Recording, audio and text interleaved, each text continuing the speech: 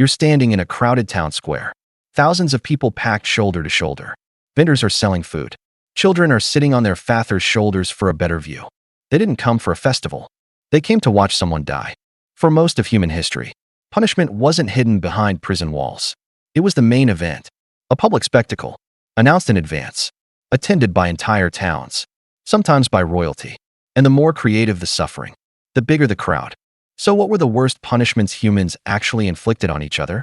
Not the ones you've seen exaggerated in movies.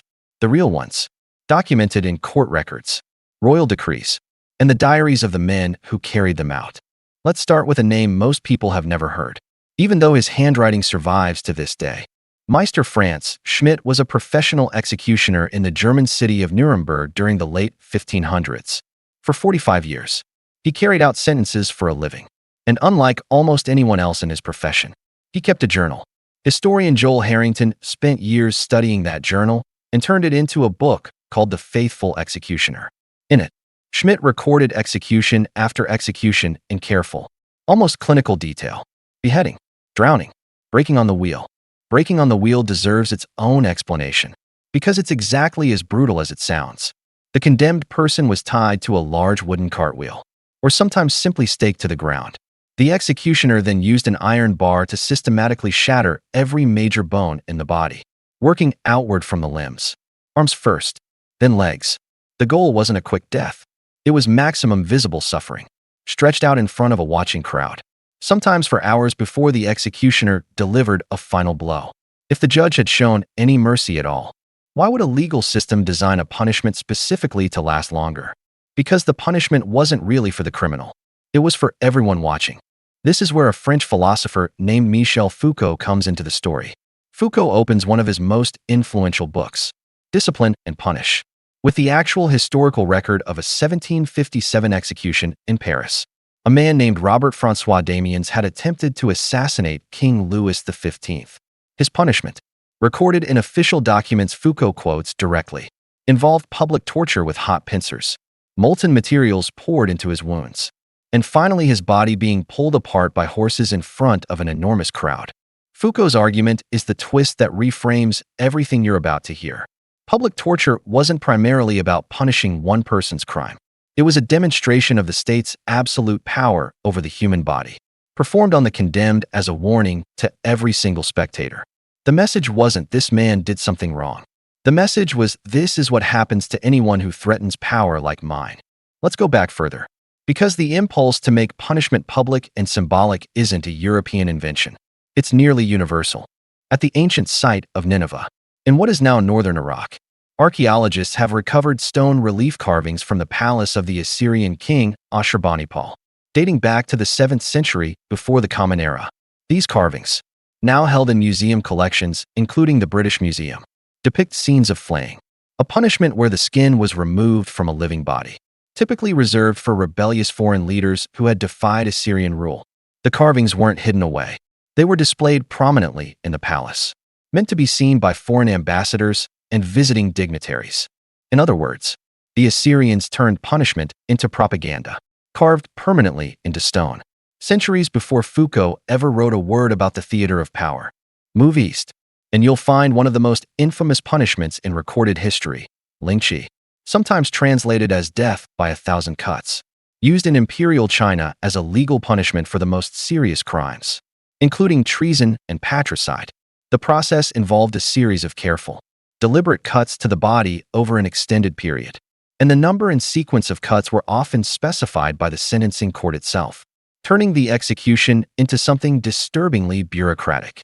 Historical records show the punishment remained legally codified until it was formally abolished in 1905, as part of broader legal reforms during the final years of the Qing dynasty. Here's a detail that should surprise you. Some historical accounts suggest that a skilled executioner performing lynching could actually be an act of mercy in disguise, delivering a fatal strike early in the process to spare the condemned from the full ordeal, in exchange for a bribe from the family. Even inside one of history's cruelest punishments, there was a hidden economy of small mercies, bought and sold in whispers at the edge of the platform. Punishment wasn't only about cutting or breaking the body, either. Some of the most psychologically brutal methods left almost no visible mark at all.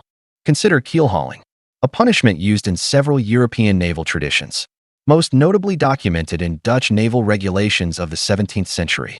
A sailor accused of serious misconduct would be bound with rope and dragged beneath the hull of the ship, from one side to the other, through water thick with barnacles sharp enough to shred skin on contact. Survival wasn't guaranteed, and drowning was a very real risk built directly into the punishment's design. What makes keel hauling particularly telling is where it happened, at sea, in front of the entire crew, with no possibility of privacy. A ship is its own small society, and the captain needed every sailor aboard to watch the consequences of defiance play out in real time, inches from their own boots. Then there's the stocks and pillory, common across medieval and early modern Europe, which look almost mild by comparison to breaking wheels and flaying knives. A person's head and hands, or sometimes just their feet, were locked into a wooden frame in a public marketplace, left immobile for hours or days. The physical injury was often minor. The intended damage was social. Passers-by were not just permitted but expected to throw rotten food, mud, and worse at the restrained person, transforming an entire community into active participants in the punishment rather than passive spectators. Historians studying court records from towns across England and the Netherlands have found the pillory was frequently reserved specifically for crimes seen as offenses against the community's shared sense of honesty and trust, such as fraud and perjury, precisely because it needed the community itself to administer the shame. Now step back and look at the oldest written evidence we have for how humans decided what a punishment should even be. The Code of Hammurabi, a set of laws carved into a massive stone stele around 1754 before the Common Era in ancient Babylon, is one of the earliest detailed legal codes ever discovered. It's famous for articulating the principle of lex talionis, the idea that punishment should mirror the crime with almost mathematical precision. If a builder constructed a house that collapsed and killed the homeowner's son, the code specified that the builder's own son should be put to death in return. Read that again. Not the builder, his son, an innocent third party, punished purely to create a symmetrical, legible lesson about consequences. This wasn't cruelty for its own sake, or at least, not entirely. It was an attempt at a kind of brutal fairness. A rulebook so rigid that everyone in society could predict exactly what would happen if the rules were broken. The horror and the logic were the same coin. So let's reconstruct a single day, using everything you now know. The morning bell rings across a European town square sometime in the 1500s. A crowd gathers early, some having walked from neighboring villages overnight. Vendors set up stalls selling bread and roasted meat along the edges of the square. A wooden platform stands at the center, already stained from use. Frantz Schmidt, or someone like him, walks out in his official garments, reads the charges aloud from a scroll, and begins his work with the same careful precision he'd bring to any skilled trade. Somewhere in the crowd, a child asks his father a question. The father answers without looking away from the platform. This is how the lesson gets passed down, not through textbooks, through witnessing. Here's the counterintuitive twist that should genuinely change how you think about all of this. You'd expect, logically, that as societies became more advanced, punishments would have simply become less painful over time. That isn't quite what happened. What actually changed? According to Foucault's analysis and supported by the historical record across multiple cultures, is where the punishment happened, not merely how severe it was.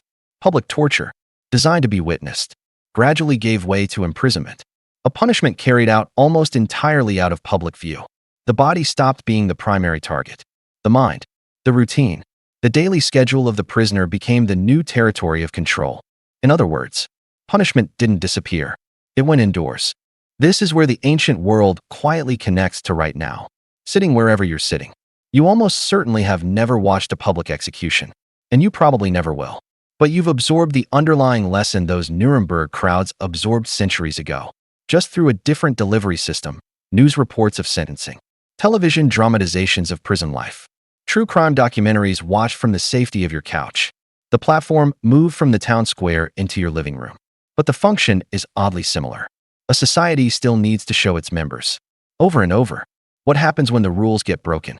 The methods have changed almost beyond recognition. The impulse behind them hasn't moved nearly as far as you might hope. You're standing in a crowded town square, except now the square is a phone screen, and the crowd is a comment section. They didn't come for a festival. In a strange, quieter way, some things never really do.